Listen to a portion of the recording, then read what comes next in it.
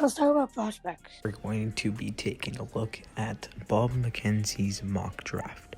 So, coming in at number 1, we have... Hold up. Owen Power. It's Owen Power. I know. Owen Power. Okay, well, Owen Power is a very good defenseman for the Michigan State.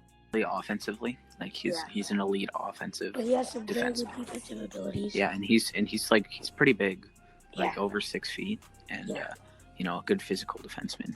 But I think he doesn't go number 1. Like, I think it's a huge. I feel like he's definitely top 3, maybe probably top 2. He's locked for top 5, locked for top 4. Yeah, for sure. I don't know if he locks the top 3. Do you know if he's been? I'm pretty sure he hasn't been released to Canada for the World Juniors. Like, I'm pretty sure that they won't let him. Yeah, which is kind of disappointing. But he's not Canadian. Oh yeah, he is Canadian too. Mm-hmm. He just plays in with Michigan. Okay. So number 2 was, what's his name? Simon Edvinsson. He's 6'4", so a very good size. Which is honestly ridiculous because this guy, man, his awareness, his IQ, his decision making, it's not good. It's a huge issue, and he's gonna play at the World Juniors, but I don't know if he'll make the team. And this guy, he's definitely a top 20 lock, no doubt about it. He should be in this list, and I think he cracks the top 10. But the top 2, that's a bit much. It's a high risk player. Like he's very good, first pass, sell, puck moving type defenseman, kind of like a Quinn Hughes, except for bigger. Yeah. Except probably not a skill, but a much more physical player. Of course. Okay, moving on. Number 3, we have Dylan Gunther. This I'm not mad about, but he's very good. This guy is honestly great. I think he can be a first to second line center in the NHL. Great upside. Sorry, is he a center? Yes, he is, right? Yeah, he is a center. So I think he'll be one of the best centers to go from this draft, one of the best forwards to go from this draft. Obviously, a lot of the top 5 in my opinion. But he isn't necessarily going to go 3rd in my opinion. I think he drops down to 5, 6, 7, right? But whoever gets this player, I'll be very happy. Yeah, he's pretty much the exact same build as Mitch Marner, 6 feet tall, a little under 180 pounds. Yeah.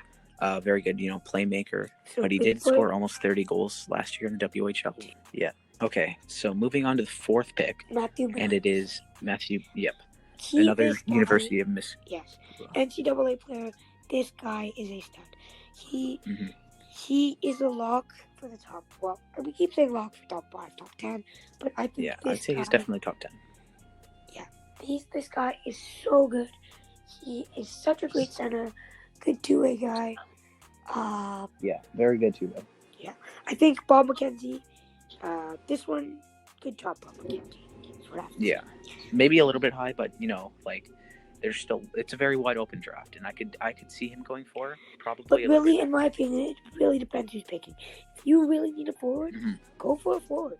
There's guys like Zachary Lheureux, Bolduc, Berniers, McTavish. These guys are good forwards. These guys will not let you down. They will be toxic. Brett Clark, the very cold defenseman, has not played since March, but it is. And this is a testament to how much NHL scouts like his game. 7 of 10 ranked him as high as number 3 on the draft board, and none lower than number 7. Clark's hockey sense is elite, and he's highly effective at both ends of the ice. He's a very good two-way player. The consensus seems to be that even though he hasn't been playing, Clark warrants serious consideration to the same universe as Power and Edvinsson at the top defensemen in the draft. Now, my issue with this is the OHL is having no hitting this year. How will that affect his development? As an NHL, you need to learn to deal with hitting. Also, English is not my first language, so... Yeah, so basically, Brent Clark is a very, very good defenseman. An elite two-way, very good in bullpen. Yeah, so I feel like, he might need a couple years to develop, maybe, to really refine his game. Probably want an extra year. Or maybe probably because of that OHL no hitting. Yeah, to get back to the hitting next year. Honestly, kind of stupid. Because the Q has hitting. Number 6, William Eklund. The skilled and paced, pushing sub 6 foot, so he's under 6 foot. Swedish winger has taken full advantage of the 2021's uneven playing field by lighting it up versus the men of Sweden group in the SHL, basically. He has 7 goals and 13 points in 17 NHL games. SHL games. Eklund would have been on the Swedish national team at the World Juniors, but he had tested for COVID-19 and had been dropped to the month. But this happens to many prospects. It's happened to Team Sweden, their coach got it. It's really tough. Immediately resurfaced to the SHL. Again, 2020, go figure. 6 weeks ago, there was little chance Eklund would be ranked this high, but he's made the most of his opportunity. Scouts has taken notice of the big one. Now, for me, prospects in the SHL, like Eklund, Edvinsson, I think it's Edvinsson, and the other guys. These guys, Ratu, I think these guys have it much harder than the OHL prospects. Yeah, but, exactly. You're going to need to put up a big point stick. And guys like Ratu, he didn't play a lot. His coach didn't give him much ice time. But in my opinion, that's said to be no excuse, as same goes for Lucas Raymond. So, just to add on about this, Eklund, he's he was on the radar, obviously, but this year, he's really taking it to the next level in the playing against experienced players in the SHL and Pro League as a 17-year-old, and he just turned 18 recently, and he's lighting it up, and he's a very skilled player. And did you say he's not going to the World Juniors? He's not because of Corona, but he would have attended to the. Yeah, because I feel like that would have been amazing to watch. He's very skilled, very talented, yes, of course. And I feel like he could just dominate. Maybe not this year, but however, in the next season, I feel like he will dominate that tournament. Of course. Number 7, Kent Johnson. The Michigan Wolverines were stacked this year with guys like Cam York, Owen Power, who they had first overall, and Kent Johnson. The third Michigan Wolverine in our top 10, which is insane. Wait, who's? I think the first one was Matthew Beniers. Yes, it was. So. Kent Johnson. This team is stacked. Wisconsin couldn't even come close to beating them. Actually, no. We only lost 3-1. Overtime, but, I think they definitely got outplayed there, and it was a lot of showing from the goaltender. The third Michigan Wolverine in our top 10, Johnson, is a highly skilled offensive forward who can be someone of a human highlight reel. 3 of our scouts ranked him in the top 5, and 7 of 10 have solidly in the top 10. His game is flourished. Is flashier than Beniers, but less well-rounded. So, basically what Bob Mckenzie is saying is he is a flashier offensive player, can put up a bit more points, but is not the type of guy that is going to go back in the defensive zone as much as a Matthew Beniers. So that's why they have Matthew Beniers ranked at 4 and a 7 at Kent Johnson. In my opinion, that is well-rated, but I'd have William Eklund higher. Yes. Ken Johnson, smaller frame. He's kind of an Elias Peterson build. 10 points, though, in 10 games. So a point per game level on the stacked Michigan team. Only 2 goals, but 8 assists. So, very skilled and talented dangler. He doesn't get as much ice time as... yes, of course. Because, it's a stacked game, Number 8, Ati Ratu. This guy has been so much hyped, and he just falls to 8. You don't like to see it in these prospects, You don't like to see prospects falling, either due to bad play, people getting better than him, but Ati Ratu, insane winger in the Liga, who is thought to be a top 2 pick in this draft, before, everything happened, and, his coach didn't give him a lot of ice time. He might not even go to the World Juniors, as he might not even get selected to some. And his description on Bob Mckenzie is basically, Edvinsson and Eklund, the 2 Swedish guys ahead of him, have benefited from being able to play games. Rati has effectively been paralyzed for or not playing as well as expected. So what they're saying is he's not getting as much ice time as he hasn't been playing well. He had 6 games in the Liga, 2 points. He was thought to be the next Finnish stud, and I think he still can be that. But yeah, obviously he has struggled recently, and he was the consensus number 1 for like such a long time, and it's you hate to see prospects that in their draft year they regress. They just did. Guys like Lucas Raymond in their draft year, they had like limited ice time, not terrible ice time. I'm going to willing to say that Ratu has had a bit less ice time than Raymond, but still, if you're in your draft year, you're a consistent top 2 pick. You have to put in the effort to play more and not get 2 points.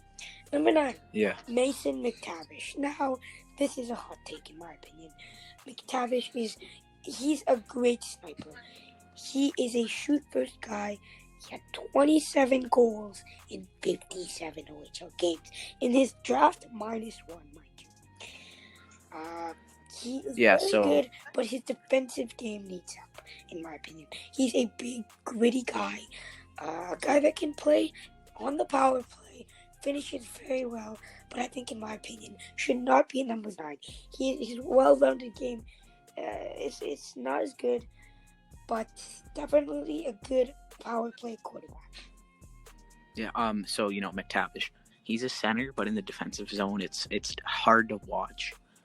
Kind of like Alex Galchenyuk, he just looked lost without the puck. But this guy has an elite shot, like Nick Robertson level shot almost already at the 16, at the age of 17, and 30 goal almost, 29 goals, 57 games, as he said.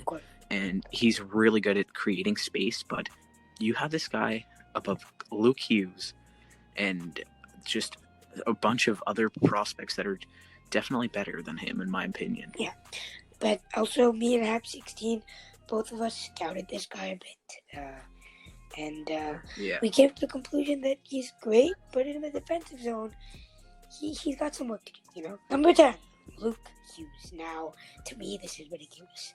I mean, how are you going to have Luke Hughes at 10 when this draft isn't even close to as stacked as the one Jack and Quinn had to deal with? Now, Jack's was a bit better than both of these guys, but I think all of these drafts, I think, in my opinion, the 2018 draft, it's looking like not the best. 2019 is looking a bit better, but I don't know. Because Luke Hughes, this draft is wide open. And the fact that Luke Hughes, you have him at 10, he's a top 3 pick, in my opinion. Yeah.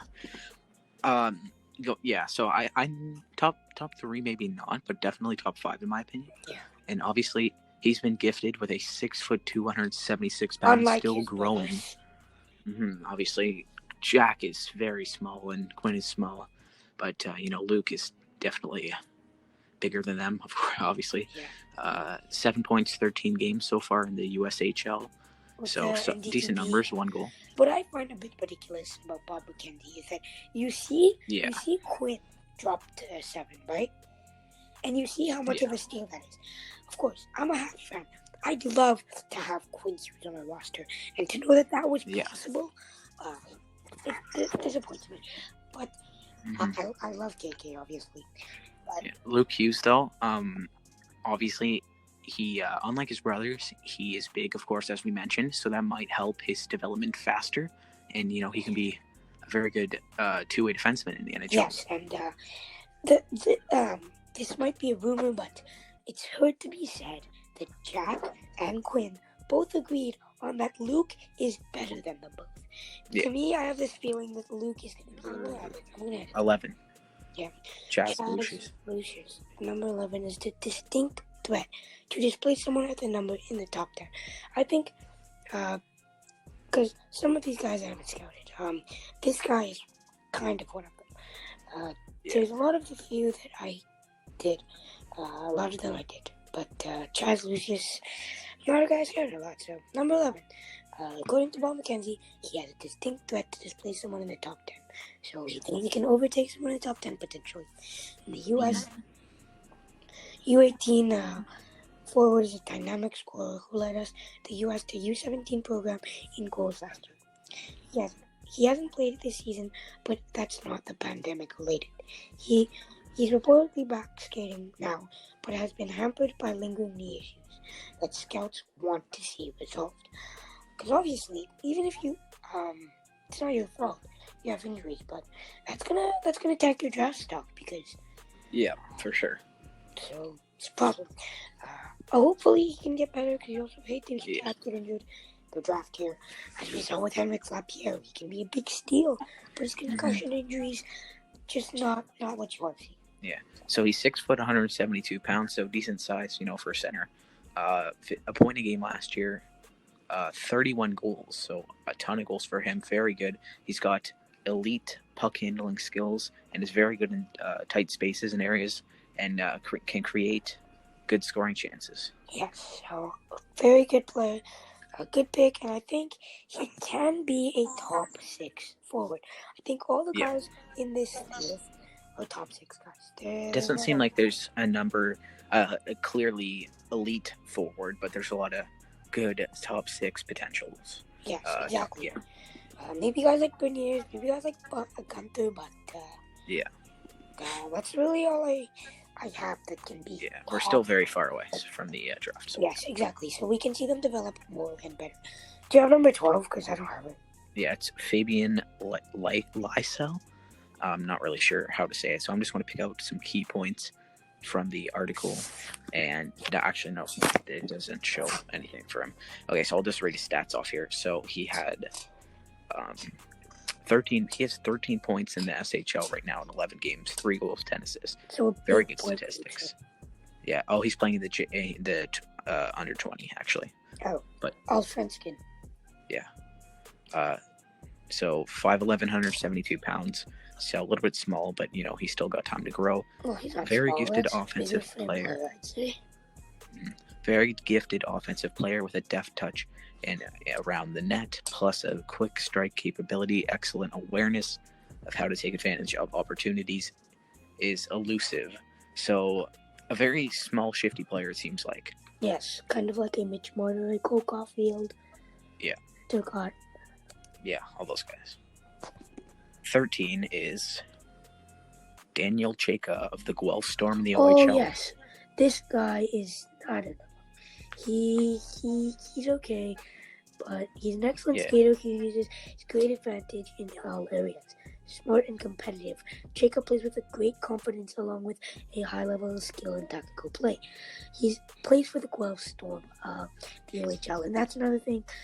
Draft prospects tanking their stock because of the OHL. He had a very good year, 34 points, 56 games last year for a two-way defenseman. One thing I noticed, though, is he's actually 6'3", almost 200 pounds. But when you watch him, he doesn't actually look that clunky. Big. And it's kind of not very clunky. He's a very lanky player. Yeah. And, as you said, very good skater. Yes. Number 14, now I find this pick kind of ridiculous. Jesper Waltent, the goaltender. This guy is looking better than Askarov. And he's doing this in the SHL. 9 games played, a 2.66 goals against 2.6 goals against average. 2.06 goals against average. So it's a 2 goal play. Save percentage .920, and he did all this in the SHL. Mind you, this is a much better league than what Askarov was playing. He was playing in basically the AHL of the KHL, which is a very good league. Don't get me wrong, but the SHL is much better, and to see a goaltender in his draft year just play in the SHL is almost unheard of because it's not happened many times. This guy is looking like a franchise goaltender, like more than franchise. And I don't know why they have him at 14. Many prospect pools that are looking to the future need goaltenders. Detroit, Chicago. I don't know if Carly Dealer is going to work out. More and more. Whoever gets the first overall pick, if they need a goalie, I don't see why you don't jump on Wallstead. Even you can trade down if you want. Yeah. You know what? Askarov, I don't know why I said that weird. He put up very good numbers. Wallsted's putting up good numbers, but Wallsted is doing it in a professional league against pros. Well, Askarov did it against in the under 20 for Russia, like the juniors, basically. And Askarov will do good. You know what? He's a franchise goaltender, and he's going to become an elite goalie one day in the league. He's very, of course, very technically sound, kind of like Carey Price. Yeah. But when people say jumping on goalies in the first round is a terrible idea, it depends how good the goaltender is. If you're talking about Wallstead, you're talking about Askarov, you're talking about Spencer Knight. Although Spencer Knight did not impress in the World Juniors, he was pretty terrible for USA. Yeah. He's a franchise goaltender. Number 15, Zach Bolduc. 7 games played this year in the Q, because the Q is open this year, and it has hits. 4 points, -3 of them. Strong offensive player in all respects. Fast, but he creates many scoring opportunities, and his defensive play is sometimes not the best. Him and Zachary Lever, I think, will be the best prospects in the Q coming from this draft. No doubt about it. Mm-hmm. Yeah, obviously, another defenseman here. 3 goals. Forward. Pardon? It says right defense, but he's actually a forward. Oh, okay. I was going to say, because he has 3 goals in 7 games and 1 assist. Another good player, 6'1", 175 pounds, decent size, very fast and quick, as it says.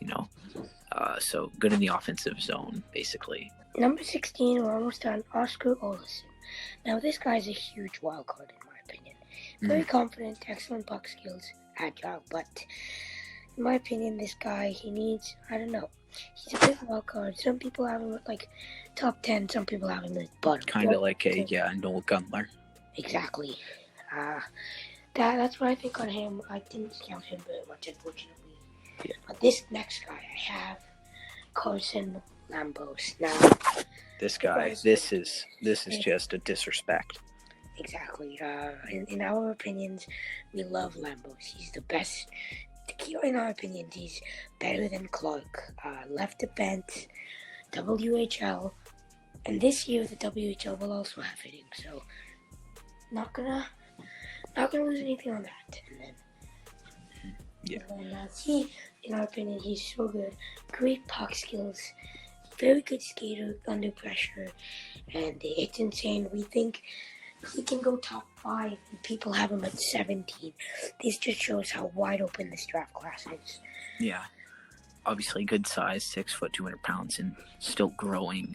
8 goals, 32 points, 57 games in the 2019-20 campaign. Yeah. Very good defenseman. Maybe not Power and Clark level, but he's definitely very close, if not. He's not per se a insanely awesome offensive defenseman, but he's so sound, easily a top 4 guy. In my opinion, player comparable to Jacob Slavin, but with better puck skills and skating. Yeah. Number 18, Zachary Lowe. Great offensive skills. 12 games played. He unfortunately has just gotten injured. I'm watching the QMJHL because, we all love hockey, and that's what I do. Yeah, one of the few leagues on. There's many in Europe, though. True, but, 12 games played, 13 points, insane offensive skills. Will just continue to get better on a pretty terrible Moosehead. Yeah, Moosehead's team, Halifax. He's so good, and will just continue to get better. This guy, I don't know why we have him behind Bolduc. I really don't know. I think he's much better than Bolduc. I think he's a top 10 pick, at least if you're good. One of the best forwards in the draft, in my Brandon opinion. Othman, number 19, left wing, another offensive guy. I think the top 10, most of it will be compiled of defensemen, very solid defensemen. Definitely. And then the bottom, 10 to 20, will be compiled of great offense. Yeah. I think. But it's just good reasoning because... So Othman, left winger, 5'11", 170 pounds, has a 16, put up decent statistics, 17 goals, 16 assists through 55 games. Solid, top 20 pick. He's also a younger player. True, yeah. He's one of the younger players in this draft. Number 20 is actually one of the younger ones, really, I think. Cole Sillinger. left wing medicine hat from the WHL. And this guy, he's looking like a Cole Perfetti type. Okay, no, not Cole Perfetti, but a very good point producer. The WHL had 53 points in 48 games as a 16-year-old. It's insane. He's very flashy. Yeah, so Actually, like, he doesn't look very lengthy. He's like a good, very balanced skater. mhm. So I think this guy could be a definite steal in this draft. Yeah, so he's got a Sidney Crosby size build. Very good statistics, 53 points in 48 games. And he didn't turn 17 until after the season ended. So still one of the younger guys in the draft. And, he's decent skater, decent at everything. Like, he's just a very good all-around player. And Yeah. I feel like 20 is just way too low for him, in my opinion. Like, if not top 15, if not top 10, top 15, maybe around that, 11 to 13 stretch. Yes, of course. So a recap on what he said. Bob McKenzie said, this is a good list, but some are jumping a bit. Like, very solid all around, but some that just make you shake your head. Cringe, yes. Carson Lambos at 17 is my biggest gripe. Yeah. Tavish at 9, even worse. Stretch. Luke Hughes at 10. It's ridiculous, in my opinion. Wallstead at obviously we don't mean any disrespect to Bob McKenzie. He's been in this league well longer than we've been born, and he knows a lot of stuff. And I don't think it's even his ranking; it's the scouts. And then he takes like the averages and whatever. But you know what? They're just doing their job, and we have our opinions, and we're just sharing them with you. Of course, but the thing is, I think with these scouts, they look at different statistics. They look at True. Puck possession, they look at hard work, Yeah. they look at work ethic, attitude, stuff like that. So Yeah. because they get to see the players in person and stuff. Mhm. They get to go behind the scenes, see stuff us people don't see. Anyways, yeah.